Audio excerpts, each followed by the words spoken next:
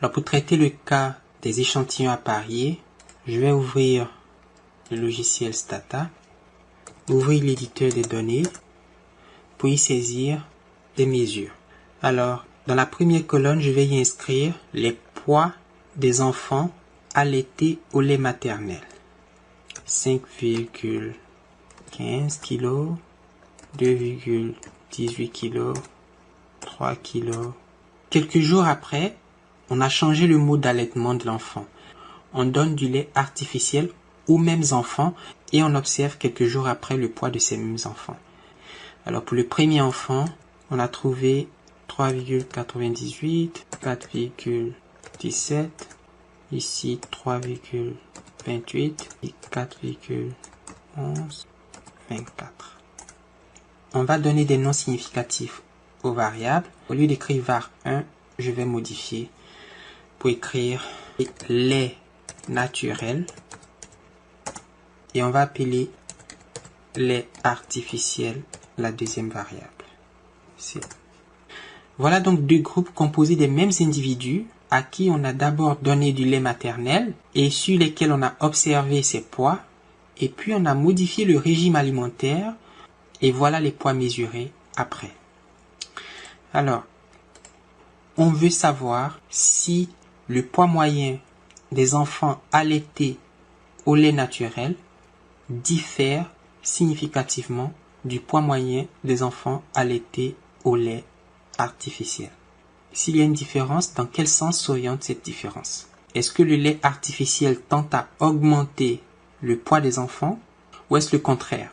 Eh bien, d'après mon échantillon, si on regarde bien, il semble que, c'est une hypothèse, mais on va la tester, le lait artificiel augmente le poids des enfants. Pour le 7e participant, c'est pas vrai, le poids a baissé. Je pense qu'il y a 2 enfants pour lesquels le poids a baissé, mais pour tous les autres, le poids a augmenté. Donc, au total, il semble que le lait artificiel augmente. Mais est-ce que cette augmentation est significative? Alors, ce test qu'on va réaliser est un test T de student parce que les échantillons sont très faibles, 7 participants, et puisqu'on a allaité au lait naturel et artificiel les mêmes individus, il s'agit d'un test T sur échantillon à parier. Donc on va écrire dans la commande explicitement quelque chose qui dit au logiciel de prendre en compte le fait qu'il s'agit d'échantillons dépendants liés. Ok? Mais d'abord, statistiques descriptives des groupes. Donc on a le groupe au lait naturel et puis le groupe au lait artificiel. Oui, je l'ai appelé lait artificiel. Pour les enfants au lait naturel, le poids moyen est de 3,26, l'écart type de 1,10, le poids minimum 2,01, le poids maximum 5,15. Ces mêmes enfants allaités au lait artificiel ont un poids moyen de 3,57 avec un écart type de 1,22. Et quand on regarde l'enfant qui a le plus petit poids, pour ceux qui ont pris le lait artificiel, on trouve 1,24 et puis quand on regarde l'enfant qui a le plus grand poids, on trouve 5,13. Alors testons l'égalité des variances. SD test, lait naturel. La commande appropriée c'est SD test, lait naturel égale lait artificiel. Le test veut déterminer si la variance du poids des enfants qui prennent le lait naturel égale à la variance du poids des enfants qui prennent le lait artificiel. La p-value est supérieure au seuil de 5%, donc on ne rejette pas l'hypothèse nulle. On a l'égalité des variances. Pour le test de normalité, on va faire le test de Shapiro-Wilk sur le groupe qui a reçu le traitement lait naturel, donc lait naturel. Et on va aussi faire le même test pour les enfants qui ont pris le lait artificiel.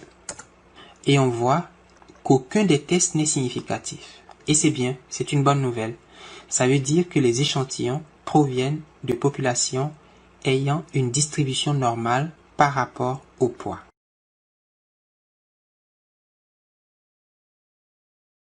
Alors comment mener le test? Donc c'est la commande t-test comme on a vu dans le cas d'échantillons indépendants. Et on va écrire que le groupe lait naturel,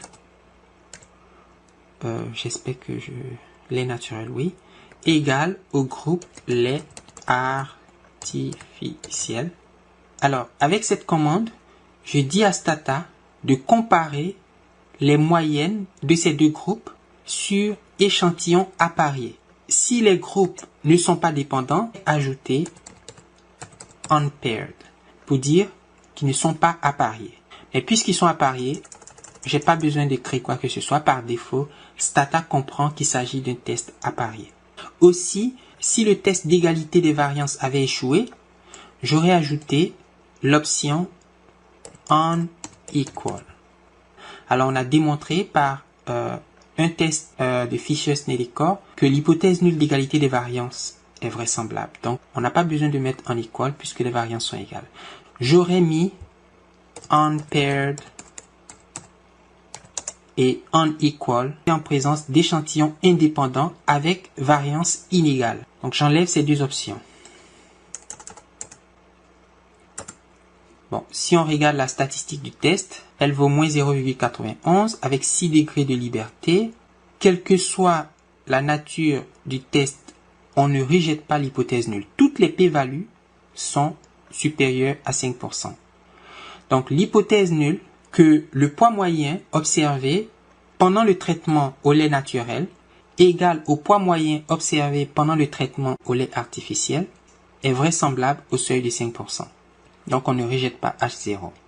Le type de traitement ou le type d'allaitement n'affecte pas significativement la variation de son poids. Le poids n'est pas lié au régime alimentaire.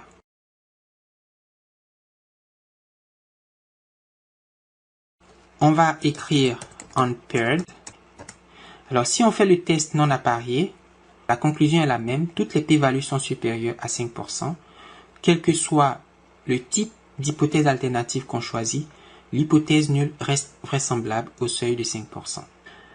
Si on avait trouvé que les variances sont inégales, donc j'écris unequal, alors le test aurait donné les résultats suivants.